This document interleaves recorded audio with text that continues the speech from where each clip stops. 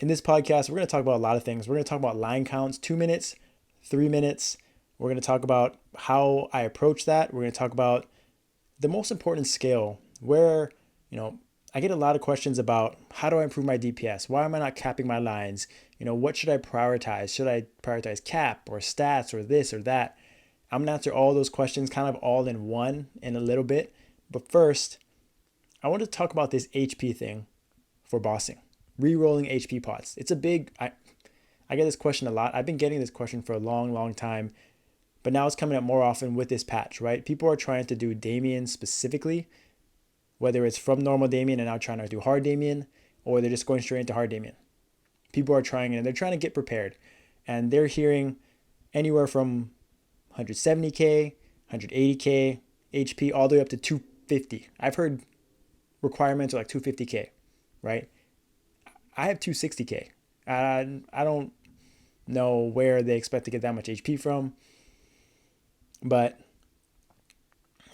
I'm going to give my take real quick. I'm going to give both sides, right? I think there is a valid argument for both sides. I get it, but I'm more on the lower spectrum, 170k. For my team specifically that I lead, I try to prioritize rerolling HP pots as the last thing, right?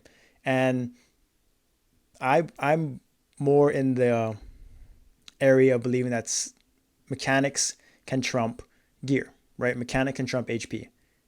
And right, even if you have a ton of HP, say you roll to 230k, 240k, there's still a possibility of dying. People still die. I still die, right? It doesn't just make it an instant, like, solve all problems, right? If you don't have the mechanics, you can have 300k and you're going to die, right? And so I'd rather get that, like, I'd rather focus on what's the number one priority, which is mechanics.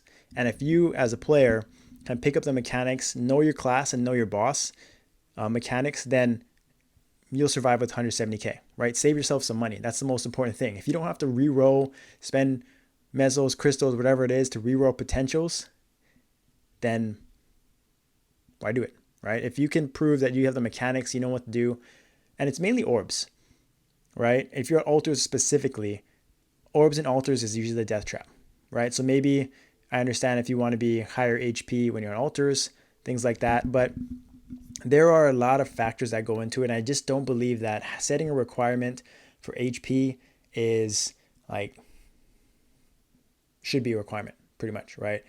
I think that, like, for me, I pride myself on being able to learn mechanics so that I can play any class, any gear, and accomplish the boss. I've been doing that since Magnus, right? I've been playing solo Magnus, team Magnus, and I've had the same approach throughout, right? With my teams, it's been consistent. I've never asked anyone to reroll HP pots unless they absolutely felt like it on their own. Unless they were significantly lower. Like, we had people when we first started like 130k, 140k. That it's a different story. But 170, I felt like it was a much more, like, that's achievable, that's comfortable. But right, like, if you can, like, I'm more in the camp of just skill cap, being a better player, understanding how to learn and survive on your own, use your blinks, use your toolkit. And I do get that class matters, right? I do get it, right? Some classes just have more in their toolkit, but I still think there's enough out there for every class to figure it out. Blink is a great tool to have, to use to your benefit.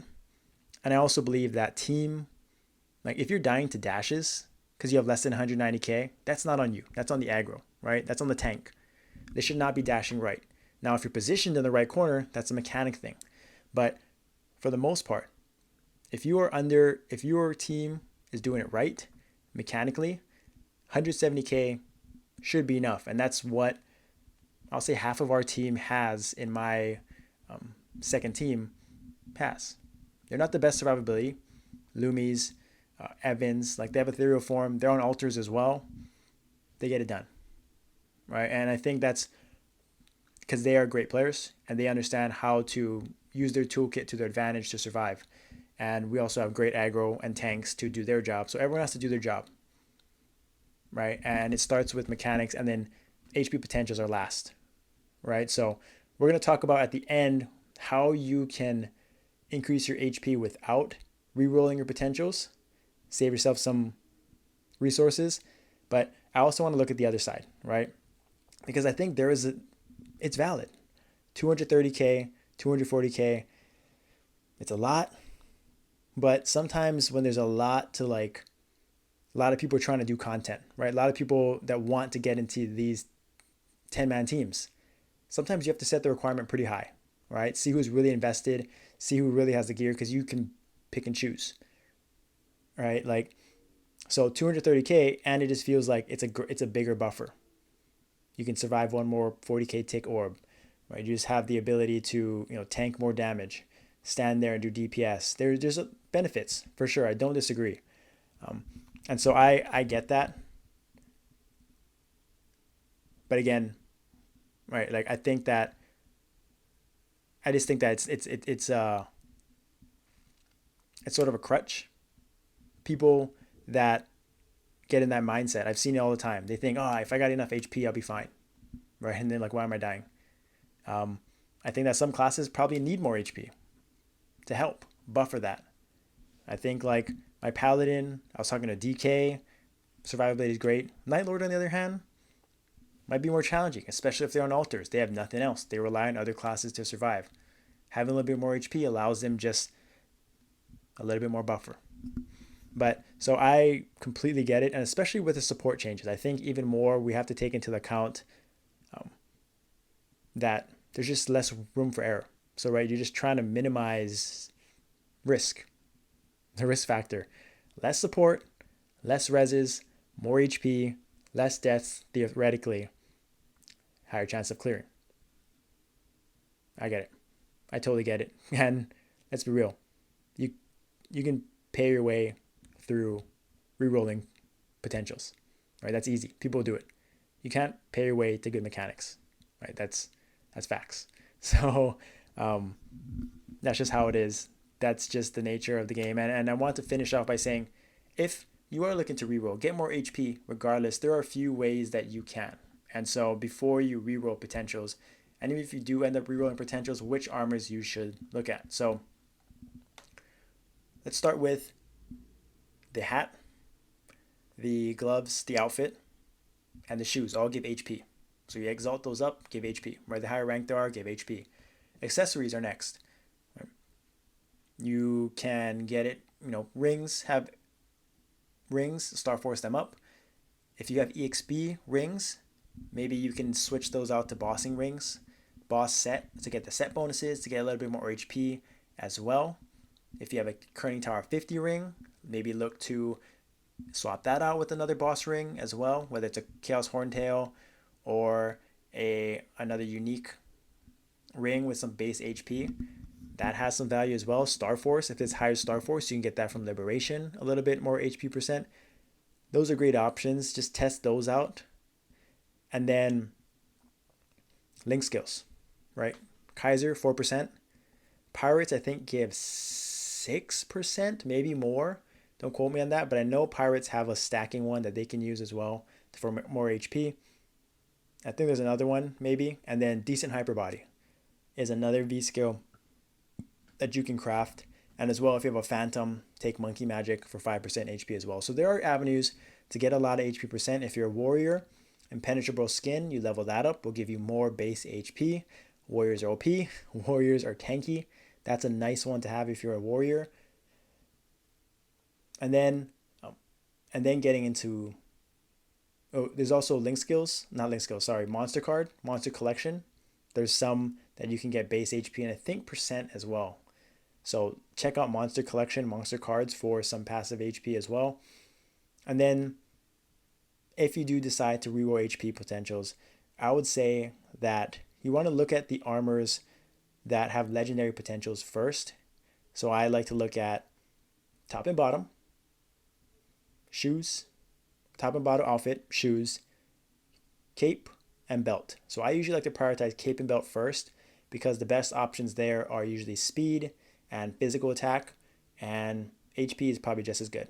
Physical attack, magic attack, right? And you can say HP is arguably the best one out of those.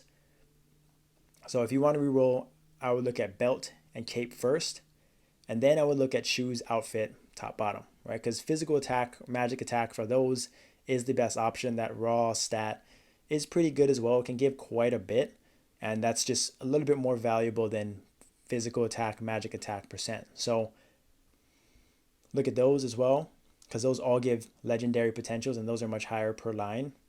And then obviously you can look at, if you really wanted to go try hard, you could look at your pendant. If you have a Dominator pendant, that's physical damage, boss attack. That's really hard to reroll off of. Magnus pendant, same thing. Rings are probably the next bet, right? Rings give crit damage and physical attack, but unique pots, those HP potentials can be pretty good as well if you get 2 lines. So, and then pocket, definitely you want to do pocket for that potential. I think it could be unique. So that's another probably better option than the rings, because those don't give anything really that beneficial besides HP. And then Android Heart is the same as rings as well. So there are great options. Look through it, right?